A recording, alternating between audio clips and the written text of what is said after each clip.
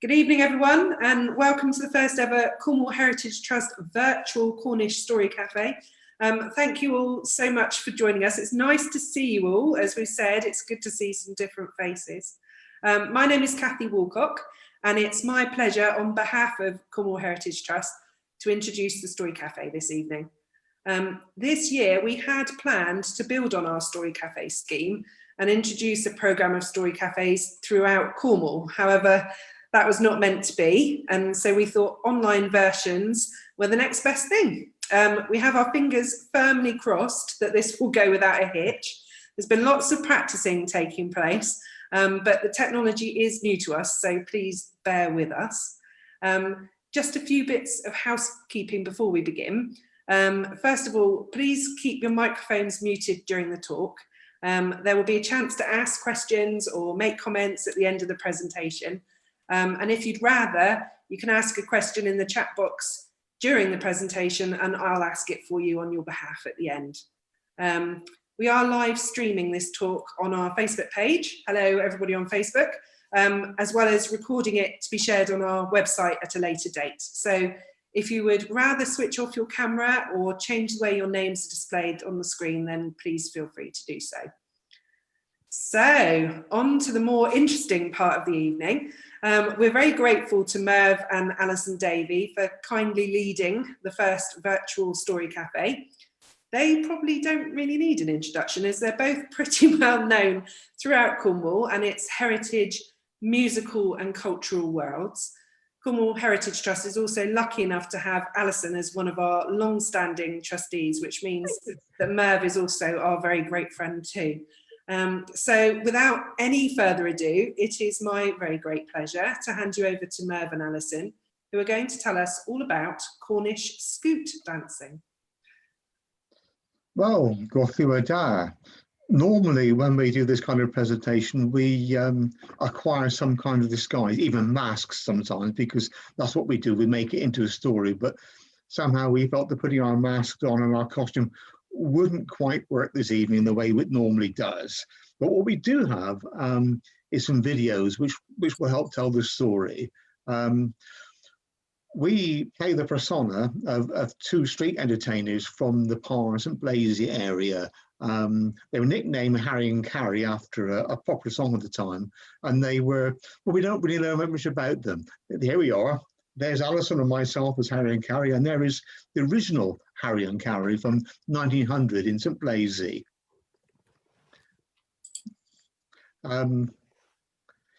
Although we're slightly limited in what we can do in some respects, it's amazing what the virtual world opens up.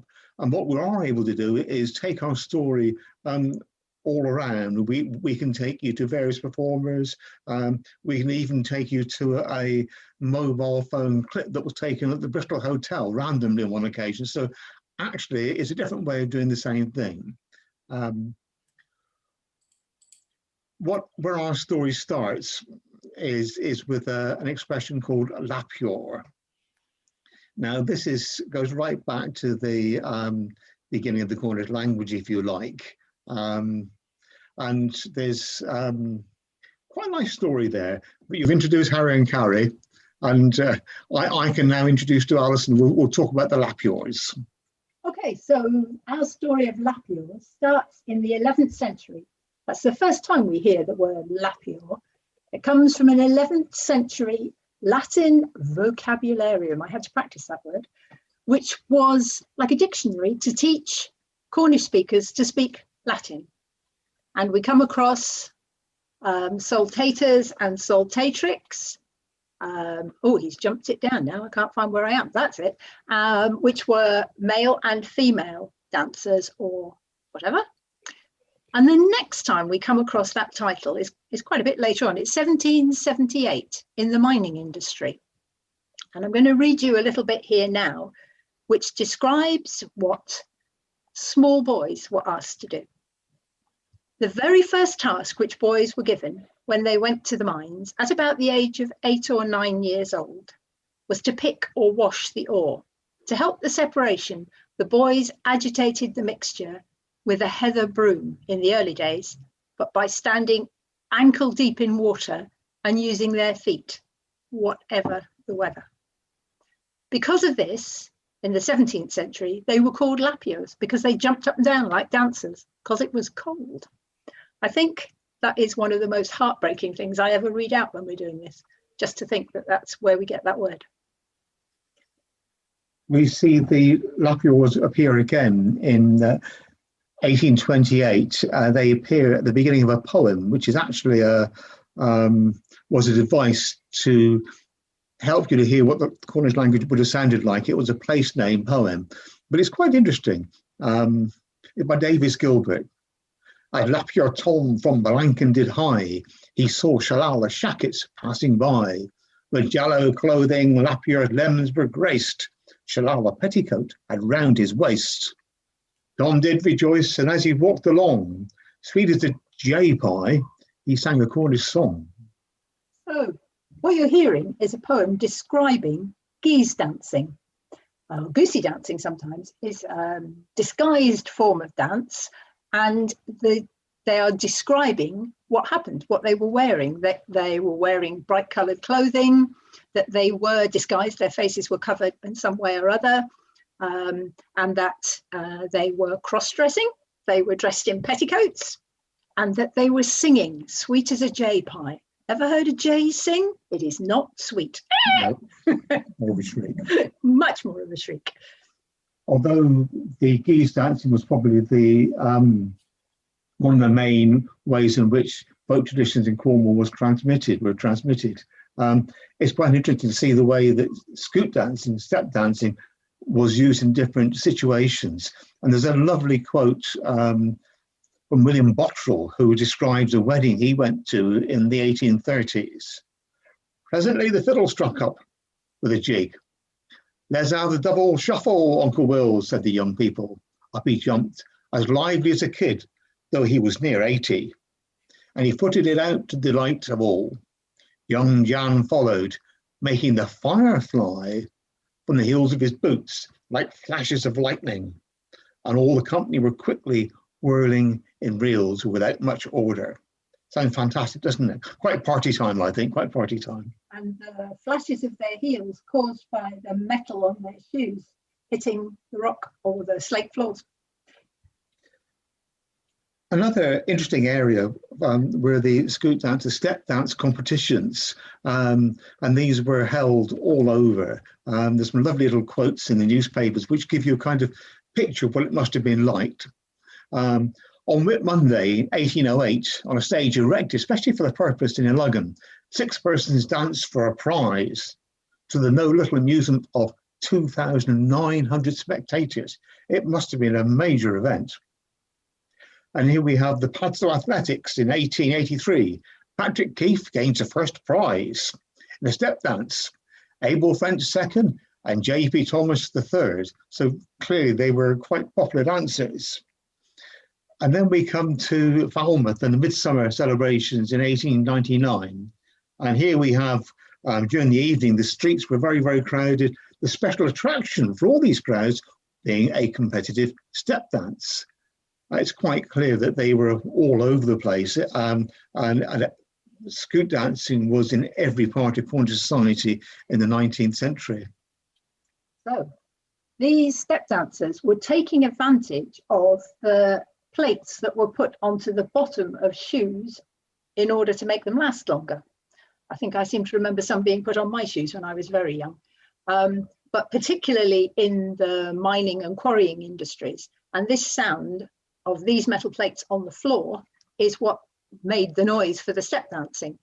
And the name of those plates in quite a number of areas of Cornwall was scoots. And that is why eventually the name scoot dancing became attached to step dancing in Cornwall. In other areas you come across toes and cues or hobnails. And it wasn't only the shoes that added to the dance, also the style of dress of skirts, which were particularly full and winged for a dance called cock and breeches, or you might need a hat for the dance that you're going to look at now on this next video. We be here, we be there, we be working everywhere. We be working all the day, and the singing come what may. We be here, we be there, we be working everywhere. We be Cornish tailors. We be cacking with the geese while the public read a fleece. We be singing with the silk like the milkman with the milk. We be covering up with feathers while we wearing out our leathers. We be Cornish tailors. We be here, we be there, we be working everywhere. We be working all the day and the singing come what may. We be here, there, we be everywhere. We be Cornish tailors. Tomany, tenany, berry, renny, pupply, all berry, renny, dress and jiffins, campering ag of all. Tomany, tenany, berry, renny, pupply, all von Trahorian Colonel.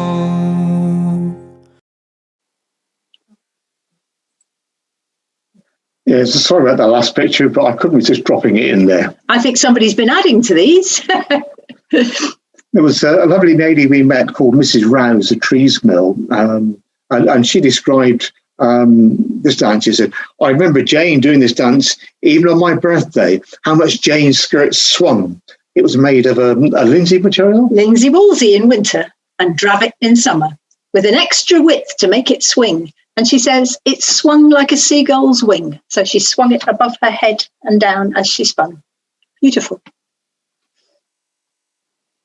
And my grandfather was very involved in the Old Cornwall Society, and he was asked to make a notebook of his memories from the 19th century.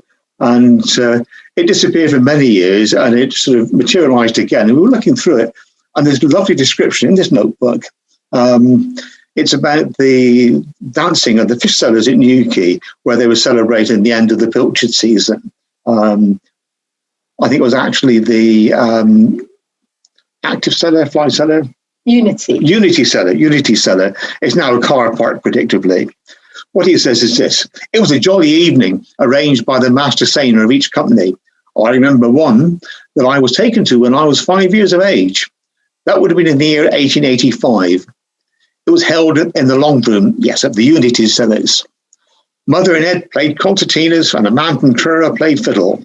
There was dancing and general merriment, a big fire in the corner. There was roasting herring on a grid, and they had competitions to see who could eat the most herrings. not my sin at all. And he says it was very amusing for me, a boy of 5, watching them dancing the lances and many old dances, including the latterpooch, which had nonsense words. Latterpooch in an old shoe, I can dance latterpooch better than you. Latterpooch in an old hat, I can dance latterpooch better than that. And grandfather finishes off by saying, well, fun was when all those trying fell on their back. He was still able to do the dance in his 50s. Many of us have tried it since, but it takes a fairly athletic people to be able to do it, as we'll see in the next video, number 3.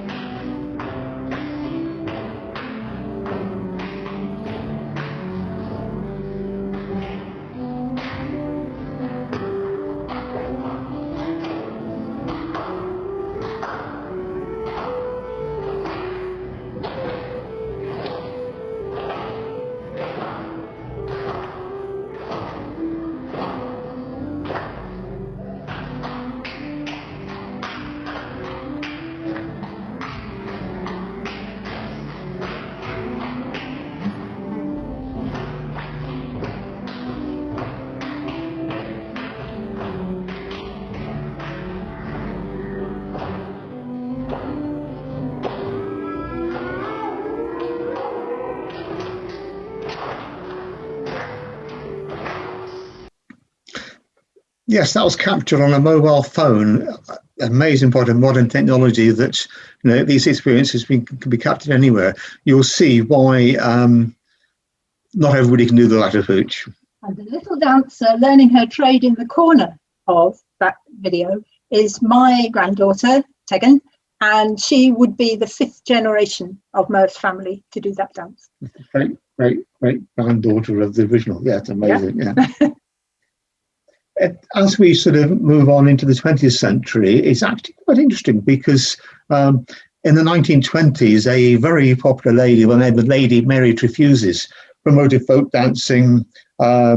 She was actually the person who instigated the Cornwall Music Festival as well. She's very popular. She promoted folk dancing and organised a series of festivals. She'd been trained by Cecil Sharp, the famous folk song dance collector, and it was Sharp who had introduced folk dance into the national curriculum. Sharp's activities in Cornwall were fairly limited, and he didn't actually visit Cornwall until after he'd done all his publications and had established a national curriculum. And it's for this reason that Cornish school children were not taught Cornish dances. The only dance that was taught by Sharp was the Bury dance. I think he felt it was a bit posh and able to use it. Truth be told, he's unlikely to have approved of the Cornish scoot dancing, Cornish skep dancing, because he felt that these dances were too influenced by popular working class culture, which is strange for us in a way, because on the one hand, it meant that it was completely ignored, but it also meant that the tradition carried on in the farms, in the kitchens and so on. And the old Cornwall societies, which were formed in 1920, to some extent counteracted this institutionalization by Cecil Sharp, because they carried on collecting. And you see some lovely references to scoot dancing. I've got one here from Arthur Pascoe from St. Neot in 1929. It was published in the Old Cornwall Society Journal. But the best time of all was when Mester Trevernon took down his old fiddle from the shelf, and away we all scampered in a three-handed reel, singing as well as dancing to the music, though the words were foolish. Some say the devil's dead and buried in Foy Harbour. Some say he's alive again and apprenticed to a barber. When Tom's father died, Tom and I, we took a ride down to the riverside and home again for dinner. Interesting that it was another nonsense set of words, and it makes you realise that often people were just making mouth music for these dances. Another one, a couple of years later, from North Hill, that I really do like this one. He says, "There will be dancing of all sorts going on. Heard tell how one girl was dancing on the rotten part of the barn floor, and it gave way. One leg went straight through, and she found herself standing on the back of a cow that was underneath." I can just visualise that, because we've done some barn dances in some fairly interesting places. One occasion, I was strung out my old banjo, and somebody started licking my elbow. It was a cow. So there we are. Tradition lives on. I think there's one or two dancers who might be out there who remember a certain hall somewhere in Perranporth where several of us went through. That was a vote. Another dance that they mentioned in North Hill was the broomstick dance, and they describe hearing a tattoo on the stone floor. As the dance proceeds, the musician plays faster, and they say it's a marvel how these men, some big and well-built, can jump so nimbly as they do for this dance, and the party goes on to well after midnight. It raises the point that the scoot dancing was competitive, and you tried to see who could go as fast.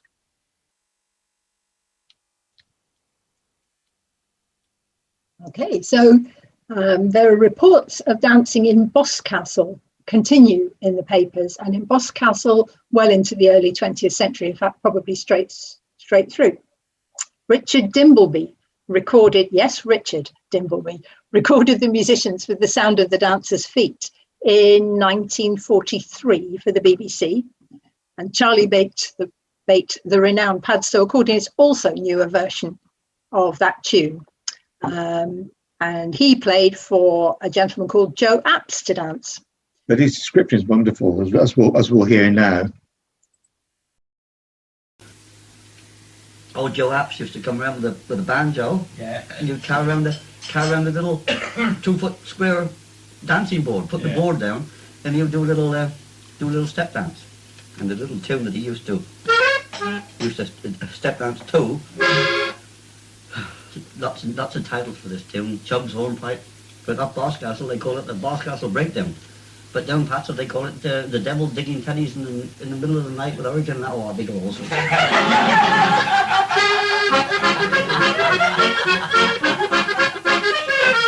Well, I see our lorries.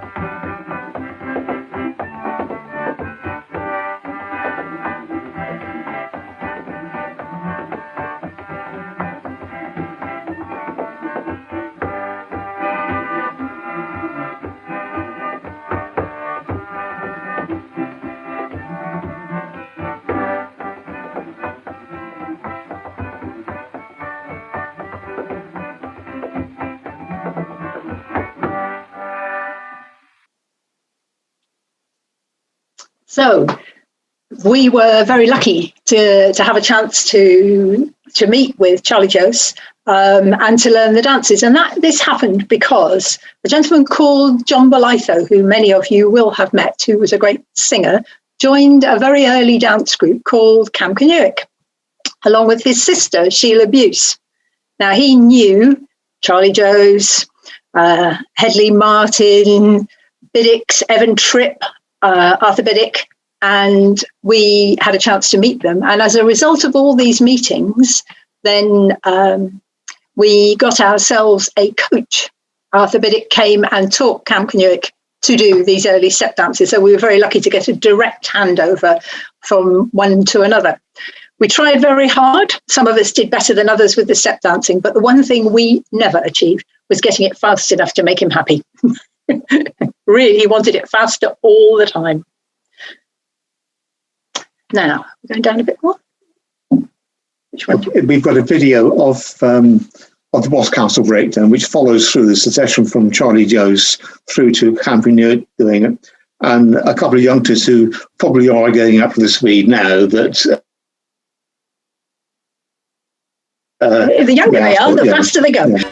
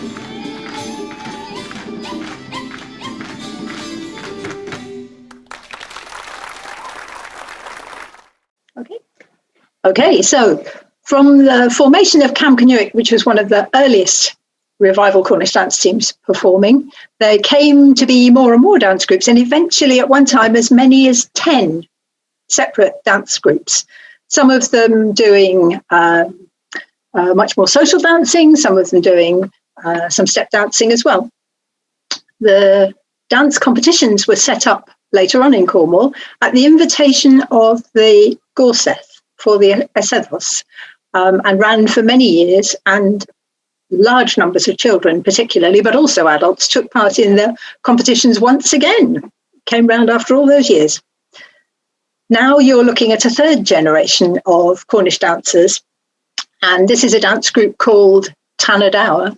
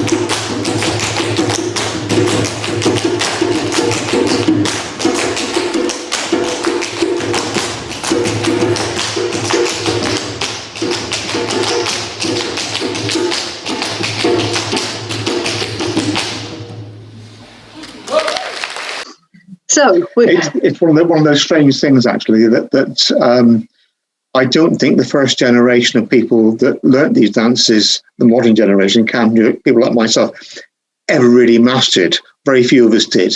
It was almost like there was a second generation that came on that really mastered the speed of the dances that us people were encouraged to dance it. Good. So the video that we're going to look at, the next one, is a video of a group called Keskawethians. There's a mouthful for you.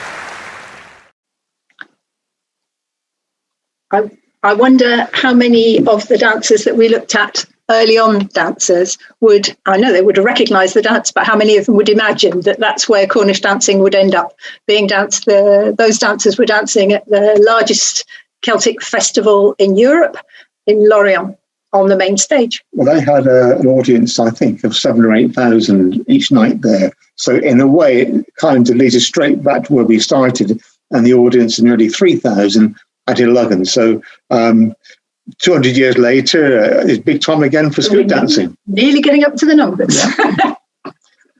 That's all we have to say in our presentation. I hope you follow the story through of scoot dancing, and we'd be delighted to take any questions that come up. In true Cornish Story Café style, we are now going to open the floor to comments or questions from our guests. Feel free to raise your hand, join in, or pop a question in the chat box. And perhaps to sort of get the ball rolling, we can start with a question that was on social media, and that was, we've been asked, bringing it right up to date, how children can get involved with Cornish dance today, please. Is there a group or an organisation that parents can contact if their children are interested? Absolutely, yes, but not until we finish with lockdown. There are several dance groups around Cornwall, some specialising in children, some will take children, and also teachers will go into school to teach or teach small groups over a period of time. So what you need to do is contact the Cornish Dance Society, who you will find online very easily, and we will put you in contact as soon as we can. Yeah, well, it'll be worth the wait, won't it? And we've also got some resources on our website, actually. That's true. Yeah, and that Merv and Alison very kindly put together for us. They're everywhere, those two. So that would probably help as well if you're interested in getting started with that. So anybody else? Anyone that's been sitting here listening to the talk? Anyone got any questions or any stories or comments that they'd like to add? I think Frank Pello. I have a question, yeah. Yeah, go for it. I wonder if there's any dancers that have been lost to time, like that have not been passed on generation to generation. Monkey's hornpipe. Well, that's true. Do you want me to take that one? Yeah. Yes, inevitably, and some which will have been developed and added in. We are a living tradition, not a fossilized tradition, but one that we have always wanted to see. There are regular hints, regular descriptions of a dance called the monkey's hornpipe, which I think will have been something like lapio, but we've never actually seen. But if there's anybody out there who knows how to do it, then please let us know. We'd love to have a go. No, not have a go. We're getting on too far now for that one. There was a dance that was done at a clay country village, and the dance disappeared when the village disappeared. Yes, that is always a problem with the clay country, because the villages pop in and out of existence with the pits, and dances that were local to one village can just vanish. So when they're described, how detailed are they described? Are they just sort of roughly saying they're athletic, or do they say that their legs go to the sides, or what? The monkey's hornpipe?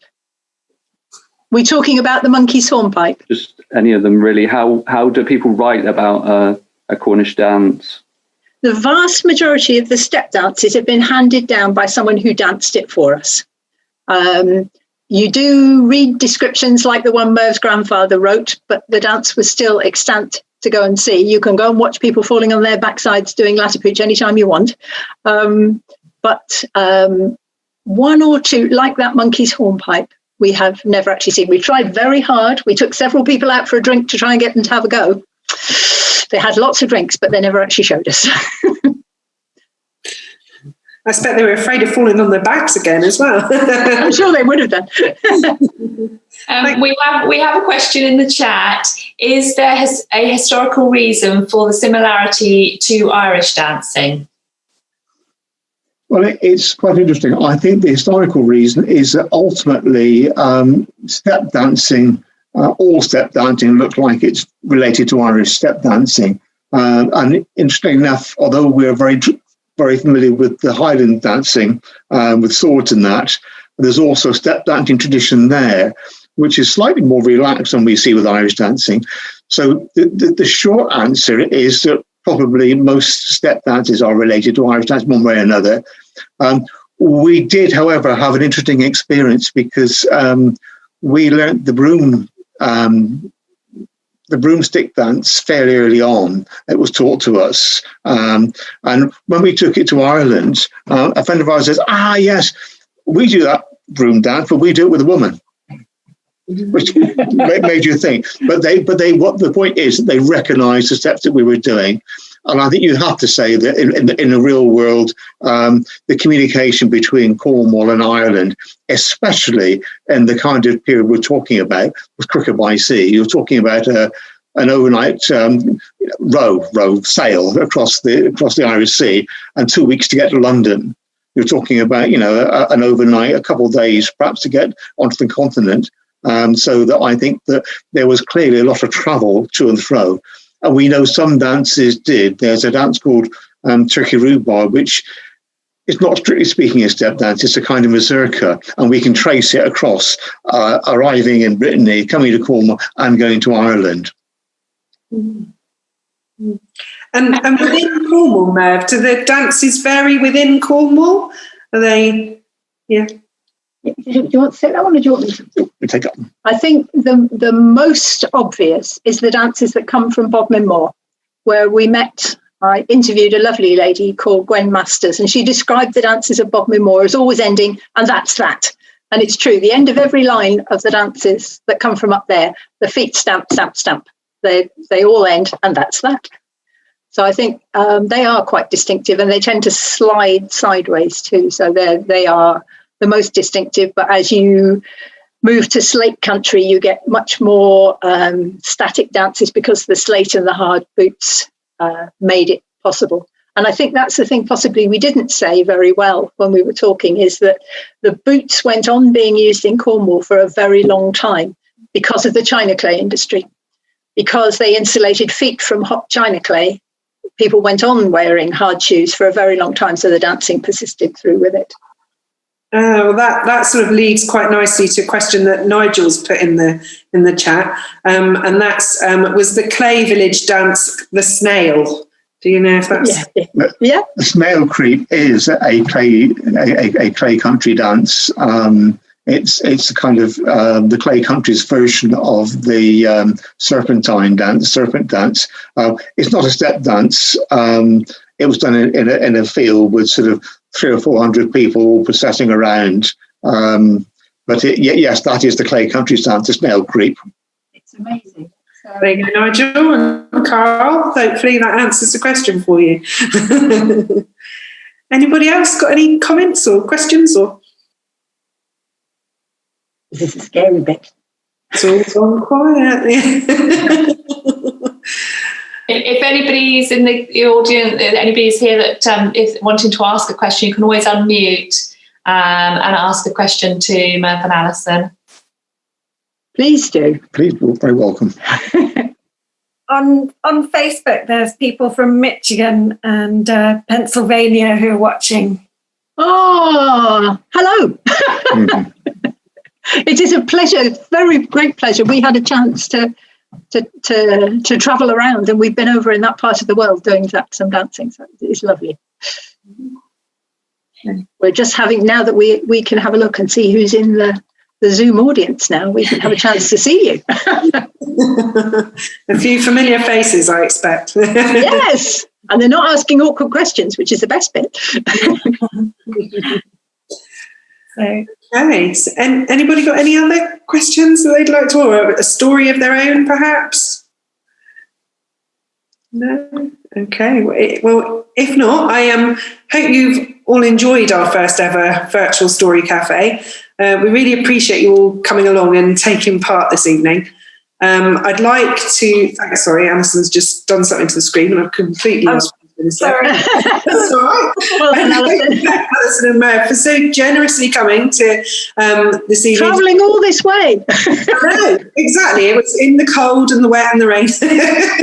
You're in their time to entertain us this evening. It's been really, really interesting. So thank you both ever so much. I'd also like to thank Cornwall Community Foundation for supporting the event, and to Alison and Belinda, who you've seen beavering away, doing all the techie bits. I know we had a little bit of a problem with the sound on one of the videos, but the website, the video of this evening's talk will be on the website in the next few days. And we'll make sure that all of the clips work perfectly so that you can enjoy them all over again. So that'll be something to look forward to at the weekend. If you'd like to attend the next Story Cafe that we are running, it will be held on Thursday, the 25th of February at 7:30, and it will be led by Pete Herring. Tickets will be available via our website and social media, and that they'll be available from the 10th of February. So thank you all again for supporting us. I would usually exhort you all to travel home safely. But I'm going to say stay safe and take care. And good evening. Thank you ever so much. It's been a pleasure to see you. Thanks very much. Thank you. Bye. Nice to see you. Nice to see everyone. Bye.